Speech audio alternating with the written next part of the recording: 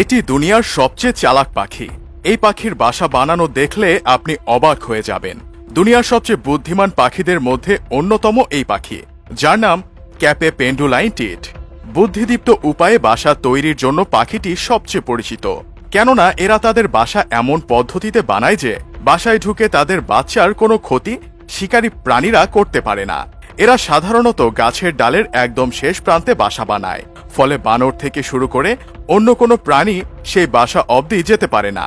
কিন্তু এরপরও যদি কোনো প্রাণী সেই বাসা পর্যন্ত পৌঁছে যায়, যেমন ধরুন সাপ জাতীয় কিছু, তবুও বাসার ভেতর ঢুকতে পারবে না, কারণ পাখিটি তার বাসায় দুটো প্রবেশ পথ রাখে। একটা থাকে বড় রাস্তা, কিন্তু সেই রাস্তা পুরোটাই ফাঁকি দেওয়ার জন্য বানানো, অর্থাৎ ওই পথে ঢুকলে বাসায় প্রবেশ করতে পারবে না কেউ। ঢুকলেই গোলক ধাঁধায় বোকা বনে যাবে শিকারী পাখি। বাসার মূল রাস্তাটি আসলে খুবই ছোট, দেখে মনেই হবে না ওটা প্রবেশ পথ, কিন্তু ওটাই বাসায় ঢোকার আসল রাস্তা। সেই রাস্তাকে আবার সবসময় ঢেকে রাখে এই পাখি। যখন বাসা থেকে বের হয় তখন বাইরে থেকে ঢেকে দেয়, আবার ভেতরে ঢোকার সময়ও ঢেকে দেয়। তার আগে আশেপাশে দেখে নেয় অন্য কোনো প্রাণী আছে কিনা।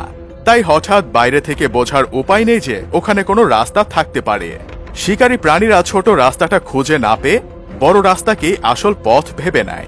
তাছাড়া ওই পাখি বাসা থেকে বেরিয়ে ছোট রাস্তা ঢেকে রাখার পাশাপাশি বড় রাস্তাটাকে আরো বড় করে সাজিয়ে রেখে যায়, ফলে সেই ফাঁদে পা দেয় সব প্রাণী। শেষ পর্যন্ত বাসায় আর প্রবেশ করতে পারে না। বিস্ময়কর বাসা বানানোর আরেক ওস্তাদ হচ্ছে বাবুই পাখি। এই পাখিকে শৈল্পিক ইঞ্জিনিয়ার বলা চলে। নিজের ঘর সাজাতে তাদের কোনো জুড়ি নেই। বাবুই পাখির বাসা দেখতে উল্টানো কলসির মতো। বাসা বানানোর জন্য এরা খুব পরিশ্রম করে।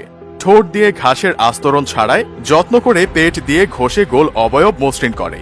শুরুতে দুটি নিম্নমুখী গর্ত থাকে, পরে একদিক থেকে বন্ধ করে ডিম রাখার জায়গাও তৈরি করা হয়। অন্য দিকটি লম্বা করে প্রবেশ পথ হিসেবে রাখে। কথিত আছে বাবুই পাখি চালাকও কম নয়। রাতে বাসায় আলো জ্বালাতে জোনাকি পোকা ধরে এনে বাসায় গুজে রাখে এরা। এই পাখি যত্ন করে তাল পাতা, কাশবনের পাতা, খড়কুটো দিয়েই উঁচু তাল গাছে, নারিকেল, কড়ই, খেজুর গাছে বাসা বাঁধে। বাসা যখন উঁচু তাল গাছে দোল খায় তখন মনে হতে পারে এই বুঝি পড়ে যাবে, কিন্তু তাদের কারিগরি দক্ষতা এতই দারুণ যে ঝড় কিংবা তুফানেও এদের বাসার কোনো ক্ষতি সাধন হয় না।